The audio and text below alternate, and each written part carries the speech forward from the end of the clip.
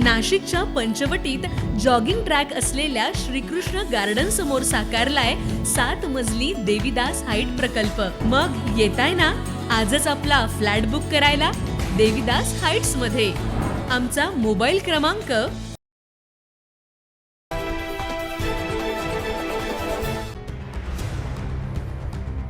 नाशिकच्या इंदिरानगर परिसरातील साईनाथ नगरमध्ये दूषित पाण्याच्या समस्येमुळे नागरिकांचे हाल सुरू आहेत। तब्बल 45 नागरिकांना डायरियाची लागण झाल्याची धक्कादायक माहिती समोर आली। सत्यवंदन, श्याम सिंगेट आणि सत्यश्रम हाऊसिंग या इमारतीमध्ये अनेक दिवसांपासून दूषित पाणी पुरवठा होत असल्यानं महिलांसह लहान मुलं आणि ज्येष्ठ नागरिकांच्या आरोग्यावर गंभीर परिणाम झाला। काही महिलांना सलाईन लावण्याची वेळ आली आहे। अनेक नागरिकांना रुग्णालयात दाखल करावं लागलंय। या गंभीर परिस्थितीची दखल घेत प्रभाग क्रमांक 23 चे नगरसेवक चंद्रकांत खोडे यांनी परिसराला भेट देत नागरिकांशी संवाद साधला। पाणी पुरवठा सुरळीत करण्यासाठी तातडीने टँकरद्वारे पाण्याची व्यवस्था करण्यात आली। जोपर्यंत दूषित पाण्याचा प्रश्न कायम आहे आणि पाईपलाईनची दुरुस्ती पूर्ण होत नाही तोपर्यंत टँकरद्वारे पाणी पुरवठा सुरूच राहणार असल्याचं यावेळी सांगण्यात आलं। भविष्यात हा प्रश्न कायमस्वरूपी मार्गी लावण्यासाठी नवीन पाईपलाईन टाकण्याबाबतही सकारात्मक भूमिका व्यक्त करण्यात आली। दरम्यान महापालिकेच्या कथित निष्काळजीपणामुळे नागरिकांमध्ये संतापाचं वातावरण आहे। महापालिकेनं दूषित पाणी वापरू नये असा सल्ला दिला असला तरी पर्यायी व्यवस्था उशिरा केल्याचा आरोप नागरिकांनी केला। संतप्त महिलांनी प्रशासनाला स्पष्ट इशारा देत येत्या 2 दिवसात शुद्ध पाणी पुरवठा सुरू न झाल्यास उपचारासाठी झालेला खर्च पाणी बिलातून वजा करण्यात येईल आणि तोपर्यंत 1 रुपयाचं पाणी बिल भरणार नसल्याची भूमिका घेतली। मागण्या पूर्ण न झाल्यास लहान मुलांसह तीव्र आंदोलन छेडण्याचा इशारा नागरिकांनी दिला। आता प्रशासन या गंभीर प्रश्नावर किती वेगाने आणि प्रभावीपणे उपाययोजना करते याकडे संपूर्ण परिसराचं लक्ष लागेल। या प्रभाग क्रमांक 23 मधील साती आश्रम मंदिर परिसरातील सुखदेव शाळा परिसरातील भागामध्ये मोठ्या प्रमाणामध्ये रिडेव्हलपमेंटचे कामं चालू आहेत। जुन्या बिल्डिंगा तोडून नवीन बिल्डिंग बांधण्याचे काम सुरू आहे। त्यामुळे ह्या भागामध्ये मागील 30 वर्षापूर्वी पिण्याच्या पाईपलाईन टाकलेल्या आहे, ड्रेनेजच्या लाईन टाकलेल्या आहे आणि ह्या नवीन कंस्ट्रक्शनमुळे त्या बऱ्याच ठिकाणी डिस्कनेक्ट होत्या, पुन्हा जोडल्या जातात। त्यामुळे बऱ्याचदा पाईपलाईनमधून पिण्याच्या पाण्याचा जो पुरवठा होतो तो दुर्गंधीयुक्त आणि दूषित होतो।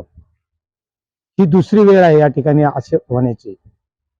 मी सोमवारी संध्याकाळी इथल्या स्थानिक नागरिकांनी म्हणजे सत्यवंदन असेल, सिंधू कन्या असेल, श्याम सिग्नेट असेल, त्या भागातील लोकांनी मला सोमवारी रात्री फोन केला। मी सोमवारी सकाळी मंगळवारी सकाळी पाणी पुरवठ्याचे उपअभियंता जगताप, त्या भागातील junior engineer Sanjay Gaikwad, water checker Pravin Wagh आणि ह्या भागातील या पाणी पुरवठ्याचे काम करणारे ठेकेदार या सगळ्या गेला घेऊन या ठिकाणी आलो।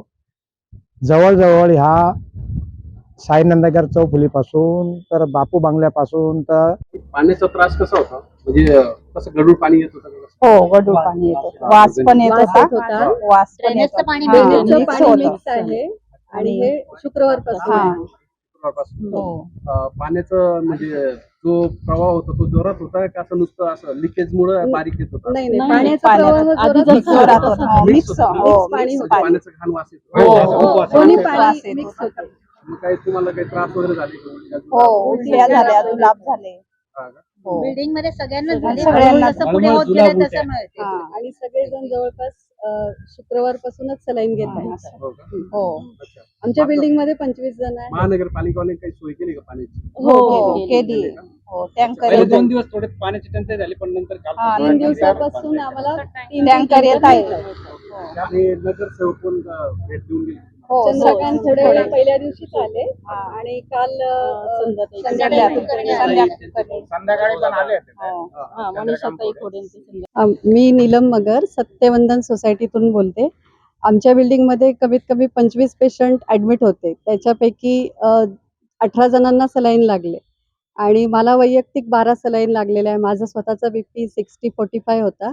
त्याच्यानंतर सगळ्यांना मिळून आमच्या प्रत्येक फ्लॅटमध्ये जवळपास 1.5 लाख रुपये लागले आम्हाला आणि आमची फक्त एवढीच विनंती आहे नगरसेवकांना किंवा प्रशासनाला की आम्हाला कमीत कमी खर्च 1.5 लाखाचा तर तुम्ही नाही देऊ शकले तर आम्हाला घरपट्टीमध्ये काहीतरी सवलत करून द्या आणि पाण्याचा प्रॉब्लेम लवकरात लवकर सॉल्व्ह करावा एवढीच विनंती आहे आम्हाला। न्यूज महाराष्ट्रासाठी प्रतिनिधी विजय बागुल, इंदिरानगर, सिडको, नाशिक।